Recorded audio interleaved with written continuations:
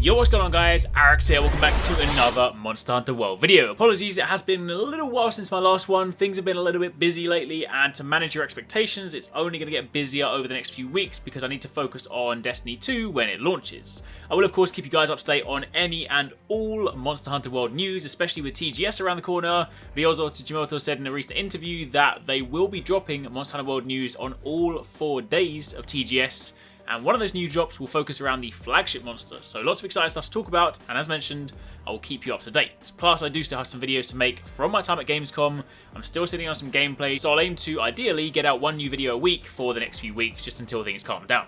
However, that aside, today's video is going to be all about armor and armor skills. The armor skill system in World has changed. Some of you will have seen snippets of it from the English gameplay, but from my time going hands-on at Gamescom, I had a chance to actually sit down, sift through the menus, and understand exactly how it's changed. In this video, we'll be taking a look at the currently known armor skills from the 5 or so armor sets in the demo, and of course, how that new system works and what that then means for things like mix sets. So if you do enjoy this video, then a like would be super appreciated. Be sure to comment down below, let me know if you guys have got any questions, and of course, let me know what you think.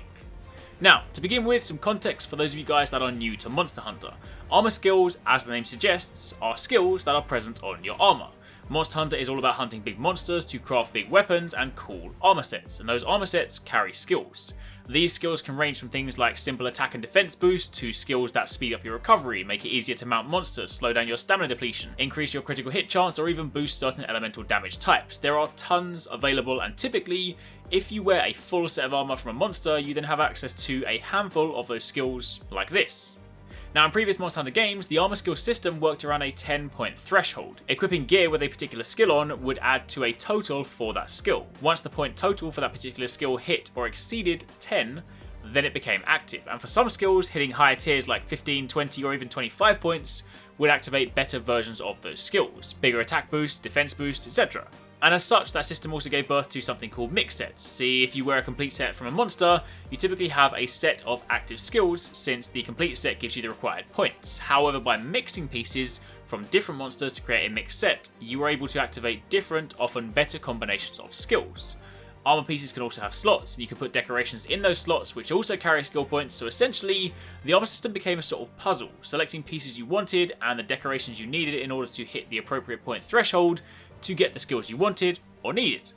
Now, if all of that sounds way too complicated, well, don't worry. The system has changed in Monster Hunter World, and it's considerably easier to get your head around. See, now, if your armor piece has a skill on it, simply equipping that armor piece gives you that skill at its most basic level. Different skills have different tiers, so let's take the attack boost for an example. In Monster Hunter of old, you'd have had to have 10 points in attack to unlock attack up small, whereas now there are 7 tiers. If you just have one piece of armor equipped and that has the attack boost skill, you can see over here that you get +3 attack. The skill is active, you gain a small boost, but it's obviously nowhere near as potent as it can be. Now, it's worth noting that none of the demo armor sets had slots, so we're looking at pretty basic gear here, and as such, the skill options are limited. But as the game opens up and you start factoring slots, decorations, assuming the system hasn't changed, and charms into the mix, you can do a lot more. If you equip a second piece of attack boost gear, you'll then get attack +6, followed by +9 at level 3, and then when you get to level 4, you get +12 and +5% affinity. Affinity being a skill that essentially offers you a chance to do more damage on a hit.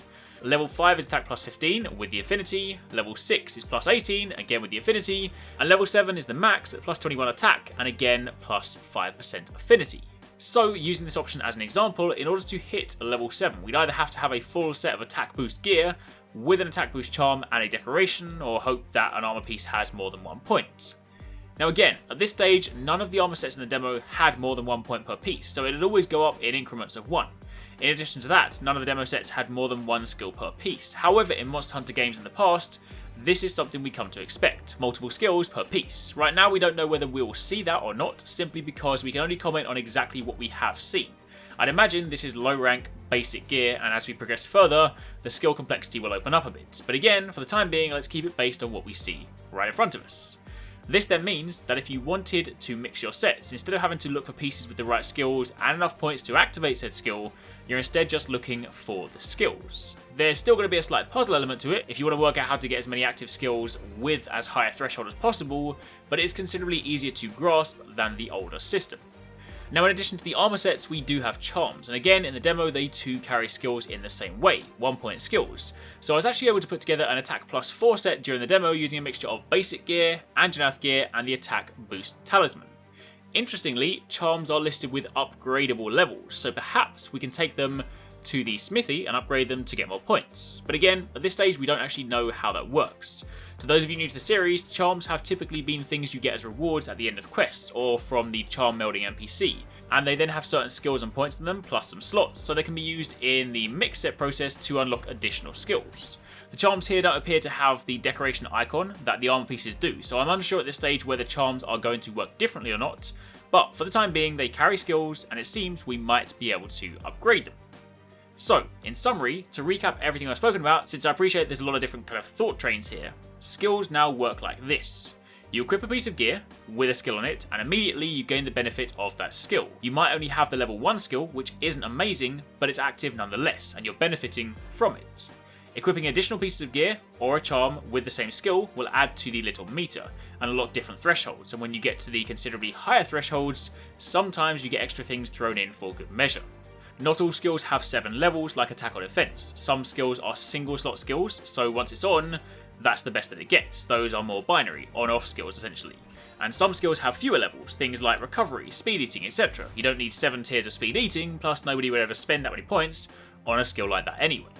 So, that then means on the mix set front, you actually have a bit more freedom to make your set look cool, because if you know that all you need is +1 point and attack boost, and you know that there are like 6 different pieces of armor you could choose from, then you can just grab the one that looks the best. I am of course unsure at this stage whether there are any rewards for wearing a complete set. There don't appear to be any set bonuses from the Gamescom demo, so it's likely just a case of running with the skills that you're given, or being a little bit more picky, but either way, that is, based on the demo, how the new system works. It is worth calling out that we still haven't seen the gear upgrade system, so right now we have no idea what happens beyond level 1 gear. It might be that as they level up, they get more skill points, more skills in general.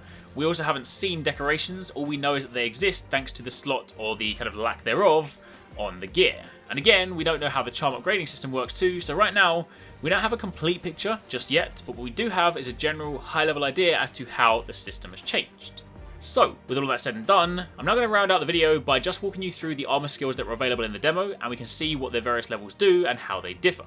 You've already seen attack boost, since we used that in the example, so next up is stun resistance. Level 1 gives you 30% stun duration reduction, level 2 is 60%, and level 3 will prevent you from getting stunned altogether, which should be pretty handy if you decide to kick a shock frog and you don't want to move out of stun cloud.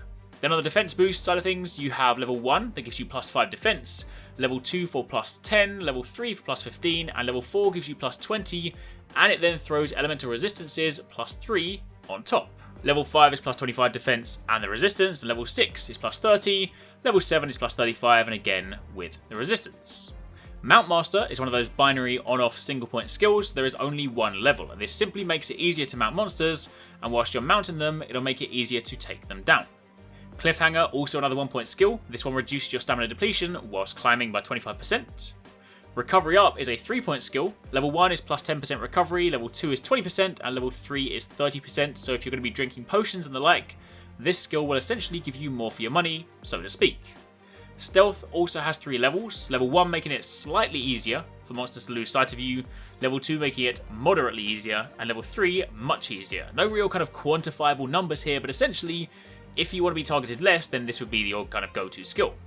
Speed eating, on the other hand, increases the speed that you eat food or consume items, and while you can move and use items, it does still slow you down, so this will still come in handy.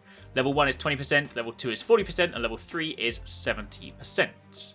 Recovery speed is the one that ties into the red portion of your health bar after you've taken damage. Level 1 doubles the speed that you recover that health, level 2 triples the speed, and level 3 quadruples it. Fire resistance, well, it's in the name really, useful against fire type monsters like Anjanath. Level 1 gives you +6 fire resistance, level 2 +12, level 3 +20, and a bonus +10 defense, which is quite nice. Fire attack has 5 levels, and you either get +30, 60, or 100 on the first 3 levels, but then level 4 gives you bonus 100, which I'm going to assume is the base value from level 3, plus it then switches over to a percentage value and gives you an additional 5% on top. Meanwhile, level 5 is the bonus 100 plus 10%. Ice attack is the exact same story as before, only instead of fire, it's ice. Critical Eye is a 7-point skill, and there aren't any additional skills thrown in at higher levels, so it's literally just affinity plus 3%, 6%, 10%, 15%, 20%, 25%, and 30% at the top end. Evade window is your evasion skill. This extends the invulnerability window whilst evading. I'll be interested to see how many points of this we need to make evade lancing work. Unfortunately, during the demo, this was the only thing that had that skill, so I could literally only test level 1 evade window. But this has 5 levels, again without a very descriptive quantity. We're working with very slight increase, flat increase, greatly increases, and massively increases. So for skills like this, we'll obviously have to do some testing when the game comes out to work out exactly what value they provide. Following on from there, we then have a new skill, Slinger Capacity. Level 1 slightly increased the loading capacity, level 2 moderately so, and level 3 greatly so. I'm assuming that means we can hold more stuff as opposed to loading it faster.